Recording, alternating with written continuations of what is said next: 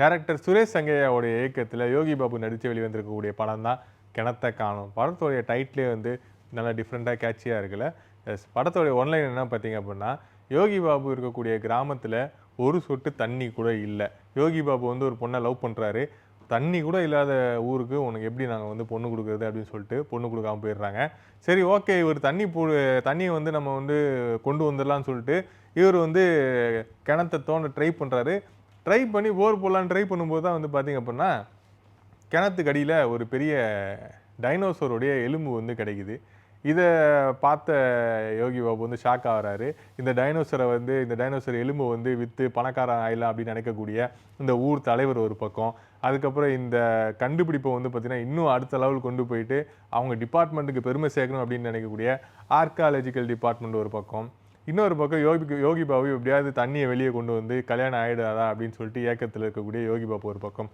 படத்தோடைய கிளைமேக்ஸில் இந்த மூணில் யாருக்கு வந்து சாதகமாக அமையுது சிச்சுவேஷன் அப்படிங்கிறது தான் இந்த படத்தோடைய கதை.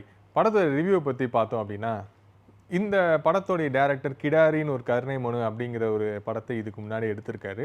படத்தில் வந்து பார்த்திங்க அப்படின்னா ரொம்ப அழகாக வில்லேஜ் சீன்ஸ் எல்லாம் வந்து காட்டியிருக்காரு. அந்த வில்லேஜ் ஃபீலு, அங்கே வில்லேஜில் இருக்கக்கூடிய அந்த கேஸ்ட் அண்ட் க்ரூ இவங்க எல்லாருமே வந்து பார்த்திங்கன்னா படத்துக்கு ரொம்ப ஆப்டான விதத்தில் இருந்திருக்காங்க. அது எல்லாமே வந்து படத்துடைய ஒரு நல்ல ஒரு என்ன சொல்கிறது, ஒரு கரெக்டாக வந்து படம் வந்து கோர்வையாக இருந்த மாதிரி ஒரு ஃபீல் இருந்தது. விஷுவலாக வந்து படம் பார்க்குறதுக்கு ரொம்ப சூப்பராக இருந்தது அப்படின்னு வந்து சொல்லலாம். அதாவது ஒரு தண்ணியை வேஸ்ட் பண்ணுறது, அந்த தண்ணியை வேஸ்ட் பண்ணுறதோட கில்ட்டி ஃபீல் இருக்கும் தெரியுமா, அதை வந்து இந்த படம் வந்து கொண்டு வந்து கொடுத்துது அப்படின்னு சொல்லலாம். ஏன்னா நம்ம வந்து தண்ணியை வந்து வேஸ்ட் பண்ணுறது அப்படிங்கிறது அந்தளவுக்கு சென்னையில் இருக்கவங்களுக்கு ஓரளவுக்கு தெரியும். பட் ஒரு சில இடத்துல வந்து அதை பற்றி புரிதல் இருக்காது. ஆனால் ஒரு உயிரே வந்து கொடுத்தாலும் அந்த தண்ணி கிடைக்கிறது அப்படிங்கிறது அவ்வளோ சாதாரணமான விஷயம் இல்லை அப்படிங்கிறது இந்த படத்தில் வந்து ரொம்ப அழகாக எடுத்து சொல்லியிருப்பாங்க. அந்த வாட்டர் ஷார்ட்டேஜ், வாட்டர் வேஸ்டேஜ் இது ரொம்ப முக்கியமாக இந்த படத்தில் எடுத்து சொல்லியிருப்பாங்க. அது ரொம்ப வந்து முக்கியமான ஒரு மெசேஜ் இந்த படத்தில் கன்வே ஆச்சு அப்படின்னு வந்து சொல்லலாம்.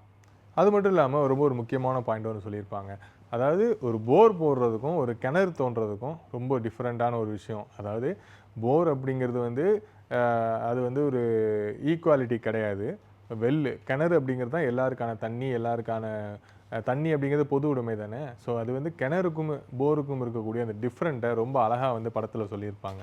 யோகி பாபுவோட காமெடி இந்த படத்தில் நல்லா கிளிக் ஆகிருக்கு அப்படின்னு வந்து சொல்லலாம். படத்தில் வந்து பார்த்திங்க அப்படின்னா ஒரு எமோஷ்னல் அண்ட் காமெடி கலந்த ஒரு படமாக இதை எடுத்திருப்பாங்க. அதனால் வந்து இது வந்து ஒரு பக்கமாக ஒரு காமெடி படமோ இல்லைனா வந்து எமோஷ்னல் படமா அப்படின்னு சொல்லிட்டு கணிக்க முடியாத மாதிரி இருக்குது. அது வந்து படத்தில் ஒரு சின்ன சறுக்கலை உண்டாக்கியிருக்கு அப்படின்னு கூட நம்ம சொல்லலாம். ஏன்னா அண்டர்ஸ்டாண்ட் பண்ணிக்கிற விதம், அந்த படத்தோடைய கதையை அண்டர்ஸ்டாண்ட் பண்ணிக்கிற விதம் வந்து கொஞ்சம் காமெடி அண்ட் கொஞ்சம் எமோஷ்னல் இருக்கிறதுனால கிளியராக அண்டர்ஸ்டாண்ட் பண்ணிக்க முடியல.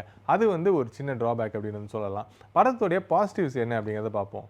படத்துடைய பாசிட்டிவ்ஸ் என்ன அப்படின்னு பார்த்தீங்கன்னா, கேஸ்ட் அண்ட் க்ரூ, படத்துடைய சினிமாட்டோகிராஃபி, விஷுவல்ஸு, அதுக்கப்புறம் வந்து பார்த்திங்கன்னா படத்துடைய மியூசிக், இது எல்லாமே வந்து நல்லா கிளிக் ஆகிருக்கு. ரொம்ப முக்கியமாக படத்தில் காமெடி யோகி பாபுக்கு ரொம்ப நாள் கழிச்சு நல்லா கிளிக் ஆகிருக்கு அப்படின்னு வந்து சொல்லலாம். படத்துடைய நெகட்டிவ் என்ன அப்படிங்கிறத பார்ப்போம். படத்தோட நெகட்டிவ் என்ன அப்படின்னு பார்த்தீங்கன்னா, இந்த படம் வந்து என்ன ஜானரை சேர்ந்த படம் அப்படிங்கிறத நம்மளால் கணிக்க முடியலன்றதை முன்னாடியே சொன்னேன். அது வந்து படத்துடைய ஒரு மிகப்பெரிய ஒரு நெகட்டிவ் அப்படின்னு வந்து சொல்லலாம். அது மட்டும் இல்லாமல் சொல்லக்கூடிய மெசேஜஸ் வந்து கொஞ்சம் காமெடி கலந்த எமோஷ்னல் மெசேஜஸாக இருக்கிறதுனால இது காமெடி ஃபிலிமா இல்லை எமோஷ்னல் ஃபிலிமா அப்படிங்கிறத நம்மளால் வந்து ஜட்ஜ் பண்ண முடியல. அது ஒரு விஷயம். படத்தோடைய கிளைமேக்ஸில் வந்து பார்த்திங்க அப்படின்னா அன்எக்ஸ்பெக்டட் கிளைமேக்ஸை வச்சுருக்காங்க. பட் அந்த அன்எக்ஸ்பெக்டட் கிளைமேக்ஸ் வந்து அன்வான்ட் கிளைமேக்ஸாக மாறிடுச்சு அப்படின்னு வந்து சொல்லலாம். ஸோ அந்த கிளைமேக்ஸு காட்சிகள் தேவையா, அந்த கிளைமேக்ஸ் இப்படி அன்எக்ஸ்பெக்டடாக இருந்தது முக்கியம் இல்லையோ அப்படின்ற தோன்றதுக்கான அந்த ஒரு வாய்ப்பை உருவாக்கி கொடுத்துச்சு அப்படின்னு சொல்லலாம். இந்த படம் வந்து பார்த்திங்கன்னா ரொம்ப ஒரு ஸ்ட்ராங்கான ஒரு மெசேஜை எடுத்துகிட்டு வரக்கூடிய ஒரு படம். ஒரு கர்ணன் மாதிரி ஒரு எமோஷ்னலான ஒரு படம் வந்து இந்த படம் வந்து ஈக்குவலாக வந்து அந்த படத்துக்கு ஈக்குவலாக இருந்திருக்கும். ஆனால் அது மாதிரி இல்லை. அதுக்கான காரணம் என்னென்னு பார்த்தீங்கன்னா, இவங்க அந்த ஸ்டாண்ட் எடுக்கலை.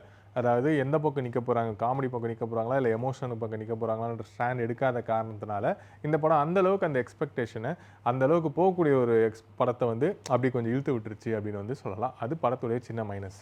இந்த படத்தை சுரேஷ் சங்கையாக்காக நிச்சயமாக வந்து ஒரு தடவை பார்க்கலாம். அவருடைய மேக்கிங் ரொம்ப சூப்பராக இருக்குது.